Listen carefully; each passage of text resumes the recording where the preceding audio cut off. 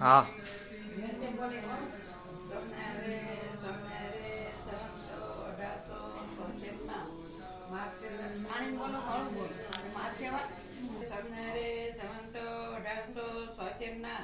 માક્ષર વધી પશ્ચિમને દિવસે મધ્ય દાદા કાકાના દરબારમાં આથમણે બાર ઓળો છે તેમાં કથા વસાવતા હતા. એ ધોળો કેસ પહેર્યો હતો તથા ધોળી ચાદર ઓઢી હતી અને ધોળી પાગ બાંધી હતી. કેળા પુષ્પની માળા પહેરી હતી અને કેળા પુષ્પનો દોરો પાકને વિશે ખોસ્યો હતો અને અતિ પસંદ થકા વિરાજમાન હતા. તે સમયને વિશે મુક્તાનંદ સ્વામી તથા ગોપાળાનંદ સ્વામી આદિક સાધુને તેડાવ્યા અને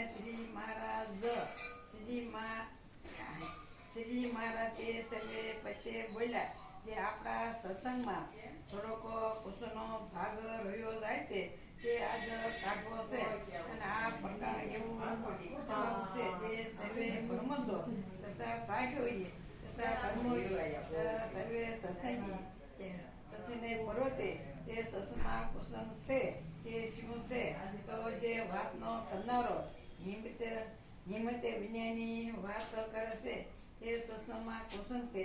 તે કેવી રીતની વાત કરે છે તો એમ વાત કરે છે જે ભગવાનનું જે વસન તેને અથતા કોણ પાળી શકે છે અને વર્તમાન ધર્મ અથતા કોણ પાળી શકે.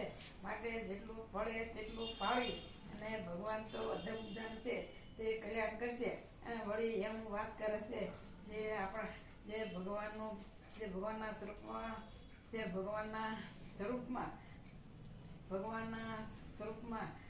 હૃદયમાં જે વાત એમ વાત કરે છે જે ભગવાનનું સ્વરૂપ હૃદયમાં ધારવું કે આપણું ધાર્યું ધરાતું નથી. ભગવાન જેને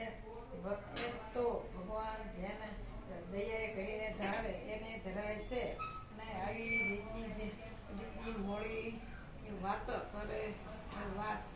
કરીને ધર્મો જ્ઞાન વૈરાગ ભક્તિ ઇત્યાદિ જે ભગવાનની પ્રસન્નતાના સાધન એમાં આવી સમજો. આપણા સત્સંગમાં પણ આવી હિંમત રહિત વાત કોઈ કરશો નહીં. સદા હિંમત રહિત વાત કરજો.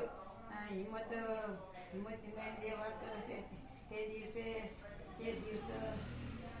હિંમત વિજ્ઞાની જે દિવસે વાત થઈ જાય તે દિવસે ઉપવાસ કરવો. ઇતિવસના પ્રથમનું 17મું થયું. જય સોમનાથ કહેજો. પ્રથમનું 17મું થયું. ઇતિવસના સહેજાનંદ મહારાજે હજી એક કીર્તન બોલવાય.